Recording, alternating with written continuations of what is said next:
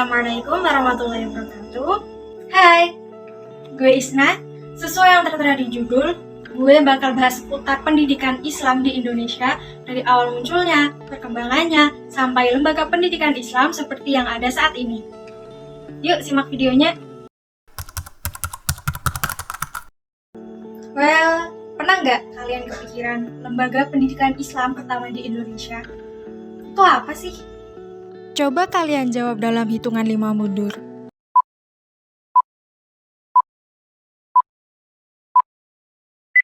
Pesantren. Yap, bener banget, pesantren. Dan ada juga lembaga pendidikan Islam seperti pesantren di beberapa daerah dengan nama atau istilah yang berbeda. Pesantren yang ada di Jawa dipimpin oleh Kiai, Surau di Minangkabau, Sumatera Barat dipimpin oleh Syekh, Dayah di Aceh dipimpin oleh Tengku, dan ada juga sebutan Tuan Guru di sebagian besar Indonesia Timur. Next, bagaimana ya awal mulainya pesantren? Dalam ensiklopedia Islam disebutkan terdapat 2 versi pendapat. Pertama, pendapat yang menyebutkan bahwa pondok pesantren berakar dari tradisi tarekat. Kedua, pondok pesantren yang kita kenal sekarang ini pada mulanya merupakan pengambil alihan dari sistem pesantren yang diadakan dari orang-orang Hindu Nusantara. Wah, menarik nih. Yuk simak penjelasannya. Pendapat pertama, penyiaran Islam di Indonesia pada awalnya banyak dikenal dalam bentuk kegiatan tarekat. Ditandai terbentuknya kelompok-kelompok tarekat yang melaksanakan amalan-amalan zikir dan wirid tertentu yang dipimpin kiai. Mereka wajib melaksanakan suluk selama 40 hari dalam 1 tahun dengan cara tinggal bersama dengan anggota tarekat lain dalam sebuah masjid untuk melaksanakan ibadah-ibadah. Untuk keperluan suluk ini, para kiai menyediakan penginapan dan tempat memasak yang terletak di kiri kanan masjid. Di samping itu, para kiai mengajarkan kitab-kitab agama dalam berbagai cabang ilmu pendidikan Islam. Kemudian, aktivitas ini disebut pengajian dan akhirnya lembaga ini tumbuh dan berkembang menjadi pesantren. Pendapat kedua, berdasarkan fakta jauh sebelum Islam datang ke Indonesia, lembaga serupa pesantren sudah ada di negeri ini. Pada masa itu sebagai tempat mengajarkan ajaran-ajaran agama Hindu dan tempat membina kader-kader penyebar Hindu. Fakta lain mengatakan karena tidak ditemukan lembaga pesantren di negeri Islam lainnya, sementara ditemukan dalam masyarakat Hindu seperti di India, Myanmar, dan Thailand, sehingga saat Islam datang, tinggal mengislamkan saja. Pesantren Al-Hisnul Hasin, benteng yang kokoh dalam memperkuat persatuan NKRI, semangat ukhuwah watoniyah, spirit nasionalis. Lembaga pendidikan pesantren telah memberikan kontribusi besar bagi kemajuan masyarakat Muslim Indonesia. Saat Belanda menjajah Indonesia, tidak mengakibatkan kemunduran pendidikan Islam. Lembaga pendidikan Islam gak hanya bertahan, tetapi juga melakukan penyesuaian tertentu dengan mengadopsi aspek-aspek dari pendidikan Eropa. Pesantren mendapatkan momentum ketika para haji dan santri yang kembali dari Makkah dan Madinah mendirikan pesantren di berbagai daerah. Nah, sejak masa ini dan seterusnya, pesantren menjadi satu-satunya lembaga pendidikan yang tersedia bagi umat Islam Indonesia karena orang tua Muslim pada umumnya menolak menyekolahkan anak-anak mereka ke sekolah-sekolah Belanda yang sebagian besar bermunculan sekitar abad ke-19 ini. Karena beberapa alasan, surau dan dayah tidak bertahan, berbeda dengan pesantren yang bertahan dan melakukan perubahan cepat. Banyak surau diubah menjadi sekolah model Belanda yang diperkenalkan pada tahun 1860-an. Sekolah model Belanda yaitu SR, kepanjangan dari Sekolah Rakyat, memiliki tujuan untuk membekali anak-anak pribumi Indonesia dengan beberapa pendidikan dasar, seperti membaca, menulis, dan menghitung seperlunya. Didirikan di Batavia, yang sekarang jadi Jakarta, dan di Semarang. Akan tetapi, Belanda kurang mendapat sambutan yang positif di sana. Dan sampailah mereka mendapat banyak antusiasme ketika di Sumatera Barat dan membuat surau di Minangkabau banyak bertransformasi menjadi seperti SR. Next, selanjutnya transformasi dari pesantren ke madrasah. Ketika itu, mahasiswa Muslim Indonesia semakin memilih Kairo Mesir menjadi tujuan dalam mencari ilmu. Berbeda dengan Makkah sebagai pusat tradisi keilmuan Islam Indonesia. Kairo membekali para mahasiswa yang berasal dari belahan dunia Islam dengan gagasan-gagasan modernisme Islam.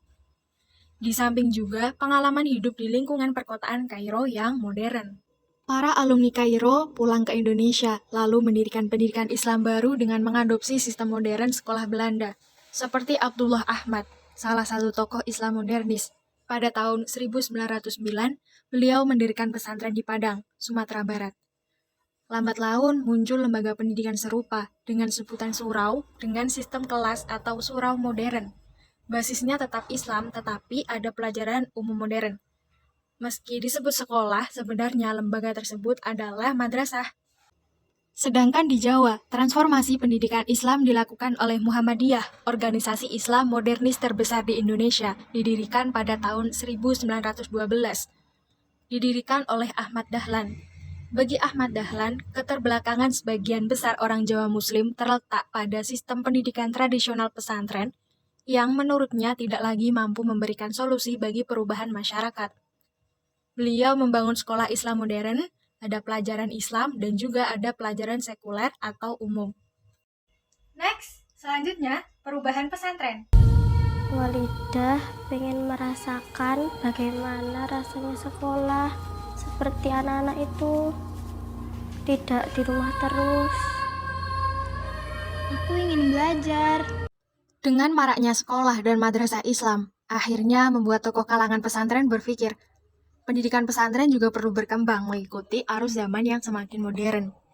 Pesantren yang bukan hanya mendidik santri untuk menjadi ulama, tapi juga untuk mendidik ulama intelektual, yang gak hanya bicara tentang Islam, tapi juga ilmu-ilmu lainnya.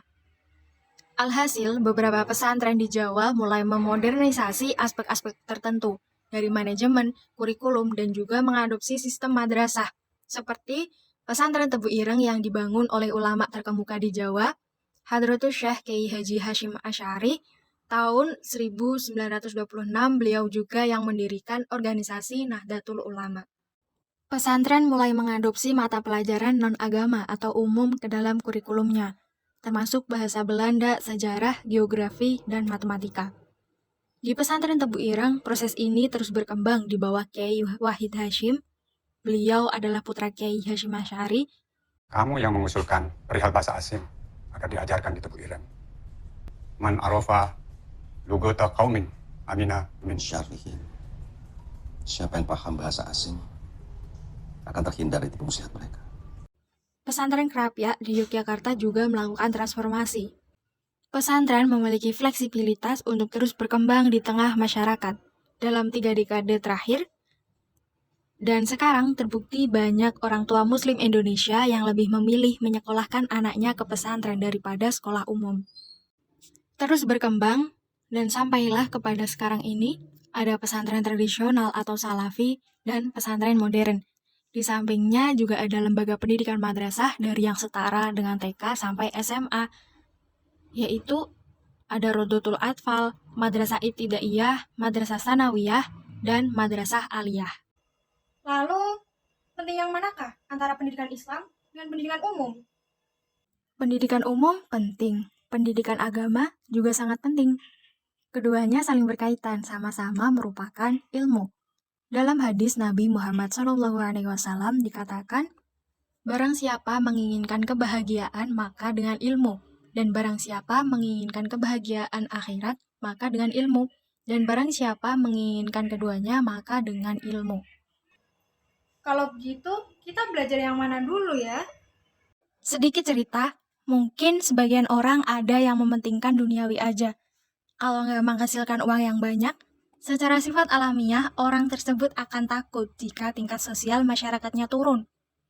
Nah, untuk menghasilkan uang yang banyak tadi, rata-rata jurusan yang diambil bukan jurusan keagamaan.